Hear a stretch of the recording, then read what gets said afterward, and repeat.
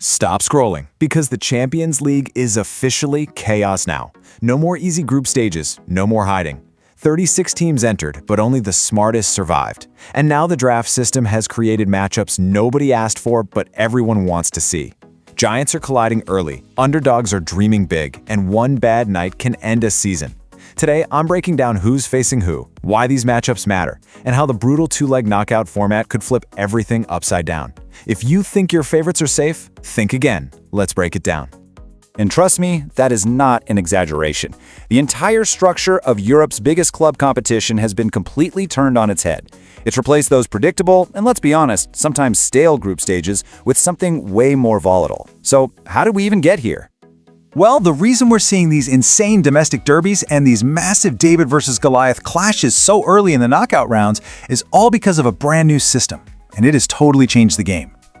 Okay, so first things first, forget everything you knew about the 8 groups of 4. We've thrown that relatively safe format right out the window.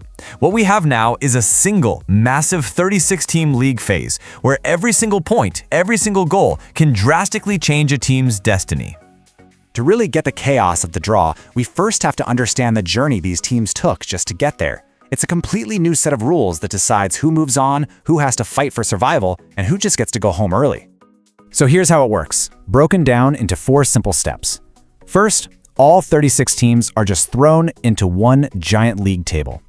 Second, they each play 8 matches against 8 different opponents. Third, they're ranked from number 1 all the way down to 36 based on how they did. And fourth, and this is the crucial part, that final ranking splits the whole league into 3 very different paths. If you finish in that top 8, well, congratulations, you have earned a massive advantage. Teams like Arsenal and Bayern Munich, they get to just bypass the next round entirely. They go straight to the round of 16, while all their rivals have to battle it out. Now for the teams that finish anywhere from 9th down to 24th, it's a completely different story. They get thrown into a high-stakes, 2-legged knockout playoff round. This is the gauntlet. 16 teams go in, and only 8 come out with a spot in the next stage. This is where the chaos is born. And for those bottom 12 teams, it's over. Game over. No second chances, no dropping into a different competition. Their European dream for the season is just done. This just goes to show you how brutal and unforgiving this new league phase can be. Alright, so let's really focus on that playoff gauntlet. The draw for this round wasn't just pulling names out of a hat at random. No, it was structured with a very specific and very intense dynamic in mind.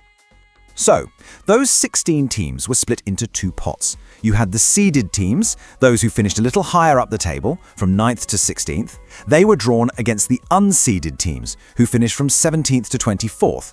Now, in theory, this gives the seeded teams a bit of an edge. In reality, well, that's a different story. And just look at the sheer quality here. The seeded pot has absolute giants like Real Madrid, PSG, and Inter Milan. But then you look over at the unseeded pot, and it is absolutely stacked with talent. You've got former winners like Dortmund and Benfica, and really dangerous teams like Monaco and Galatasaray. The potential for some seriously explosive ties was just massive right from the start. And believe me, the draw did not disappoint. It delivered some absolutely fascinating matchups that perfectly capture the whole spirit of this new chaotic format. Let's take a look at some of the headliners. First up, we've got a clash that would normally be a highlight of the French domestic season, and now it's a European knockout tie. The system just did not care that they're from the same league. And this is what's so cool about the new format. These domestic rivalries can now ignite on the European stage much earlier than before, which just adds this whole other layer of intensity and drama right away. This is a huge tie for French football. Next, we have the ultimate story of contrast. On one side, you've got Newcastle United, backed by huge investment and making a comeback to Europe's top table. And on the other side, you've got the Dreamers from Azerbaijan. And this is a history-making moment. I mean, Karabakh is the very first team from Azerbaijan to ever reach this stage of the competition. For them, this is a total fairy tale. For Newcastle, it's a potential banana peel they absolutely cannot afford to slip on. And then there's this one, a matchup between 2 absolute giants of European football, Real Madrid and Benfica. But what makes this so interesting is the timing. You see, these 2 sides had just played each other near the end of the league phase. So when their names were drawn together again, you can bet fans everywhere were joking that the fix was in. It just adds a fascinating layer of familiarity and immediate mind games to the whole thing. And for every single one of these ties, there's a crucial number to remember. 2. 2 legs, 1 match at home, 1 away. There is absolutely zero room for error, because one bad night, one off game can end a club's entire European campaign. Just like that. So, let's pull back and look at the big picture here. Why does this new format really matter? Well, it fundamentally changes the strategy and the stakes for every single team in the competition. The key takeaway is this: finishing in that top 8 and avoiding the playoff gauntlet is now a massive strategic prize.